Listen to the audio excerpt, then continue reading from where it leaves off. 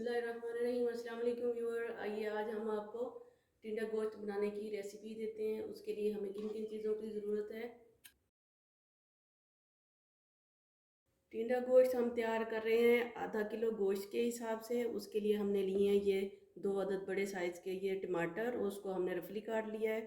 और 3 अदद हमने लिए हैं प्याज, वो भी हमने रफली काट लिए हैं। वो डाल देंगे हम कुकर में। और एक हमने बड़ी गड्डी ली थी ये लहसुन की, जो कि 10 से 15 बनते हैं ये जवे, वो डाल देंगे हम साथ में। 3 अदद हमने काट लिए ये हरी मिर्च, वो भी हम साथ में डाल देंगे। और इसमें डालेंगे हम 1.5 गिलास पानी का।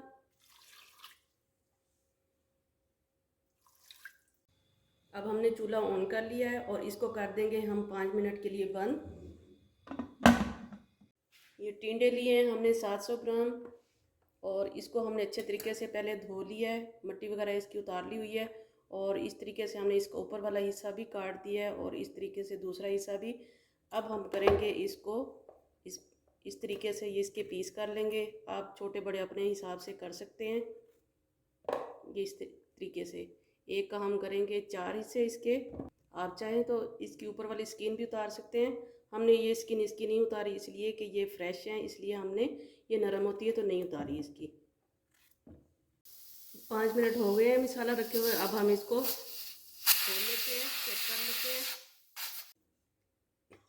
ये मसाला हमारा नरम हो चुका है तकरीबन। अब हम इसको, जो टमाटर हमने रफली काटे थे, इसके ऊपर से हम ये छिलका अलहदा कर लेंगे।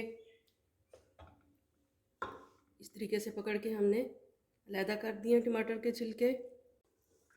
ये इस तरीके से, ये देखें टमाटर प्याज हमारे गल चुके हैं। ये इसी वजह से हमने बंद किया था कि सबसे पहले ये अच्छे तरीके से टमाटर और जो प्याज है हमारे अच्छे तरीके से गल जाए। और थोड़ा सा हम लोई की मदद से या चमचे की मदद से इसको इस तरीके से फेंट लेंगे।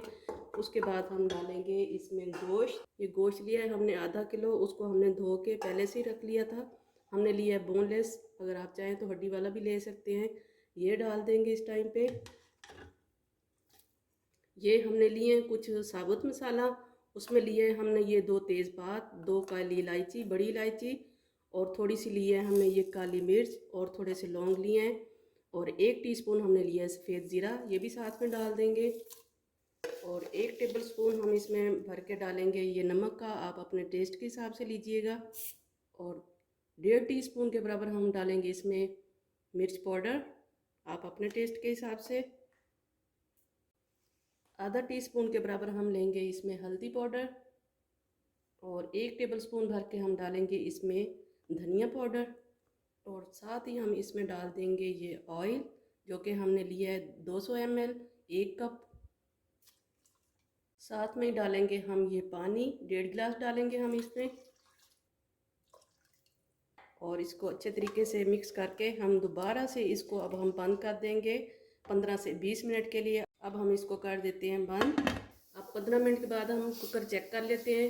अब चेक कर लेते हैं कि हमारा गोश्त गल चुका है कि नहीं। ये देखें जी, 15 मिनट गुजरने के बाद अब हम करते हैं चेक इसको, गोश्त को। ये देखिए अच्छे तरीके से ये गल चुका है। रहती खलती जो कसर होगी वो जब हम टिंडे डालेंगे तो उस वक्त वो सही हो जाएगा। अब हम इसकी भुनाई कर लेते हैं अच्छे तरीके से। अब आँच कर देंगे अब हम फुल। ये गोश्त हमारा भुन चुका है अच्छे तरीके से। ये देखें, ये ऑयल हमारा जो है ना सेपरेट होकर ऊपर आ चुका है। और इस टाइम इसमें अब डालेंगे हम इसमें टिंडे। इसको थोड़ी सी देर के लिए हम ऐसे भून लेंगे,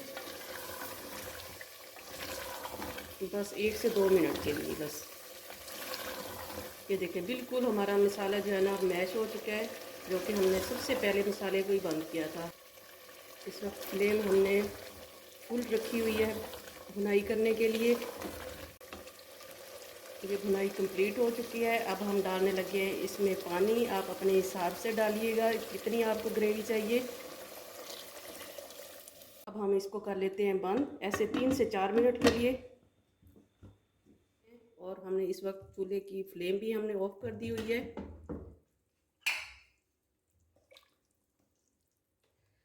तो अब हम इसको ढक्कन लगा के थोड़ी देर के लिए मज़ीद रख देंगे। टिंडे हमारे गल चुके हैं, ताकि हमारा जो ऑयल है वो बिल्कुल सरफेस पे आ जाए, फिर हम आपको सर्व करके दिखाएंगे। ये देखिए टिंडे बिल्कुल गल चुके हैं।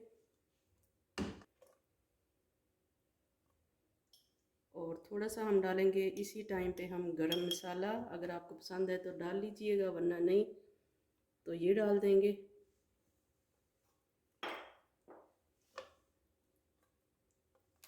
थोड़ा सा अब हम इसको हिला लेंगे।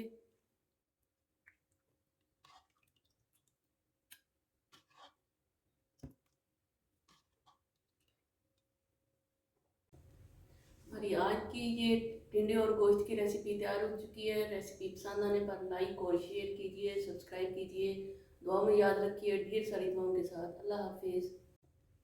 हमारी आज की ये टिंडे और गोश्त की रेसिपी तैयार हो चुकी है। रेसिपी पसंद आने पर लाइक और शेयर कीजिए, सब्सक्राइब कीजिए, दुआ में याद रखिए। ढेर सारी दुआओं के साथ अल्लाह हाफिज़।